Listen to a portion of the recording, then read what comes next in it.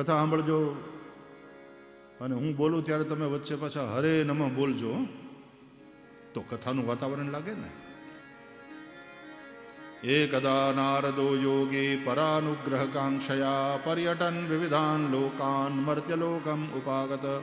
એક વખતને વિશે જે કહેવાય છે તે પોતે દેવર્ષિ નારદ નીકળ્યા છે, પૃથ્વી ઉપર વિચરણ કરવા માટે નીકળ્યા. પર્યટન વિવિધાન લોકાન મર્ત્યલોકમ ઉપાગત. વિવિધ લોકમાં ફરતા ફરતા આ પૃથ્વી લોક વિશે આવ્યા અને દેવર્ષિ નારદે ત્યાં શું જોયું છે ભક્તો? હરે હરે. હા એમ. તતો દ્રષ્ટવા જનાન સર્વાન નાના ક્લેશ સમન્વિતાન. આ પૃથ્વી ઉપરના બધાય લોકોને દેવર્ષિ નારદે દુઃખમાં જોયા. કોક પૈસા નહોતા એટલે રડતા હતા, કોક સંતાન નહોતું એટલે રડતા હતા, કોકનું સમાજમાં કંઈ માન નહોતું એટલે રડતા હતા.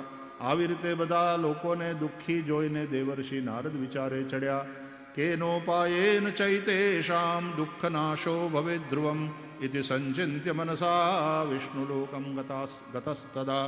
કઈ રીતે આ બધાનું દુઃખ દૂર થાય આવો વિચાર કરી દેવર્ષિ નારદ વિષ્ણુલોકમાં પધાર્યા ભગવાનની પાસે.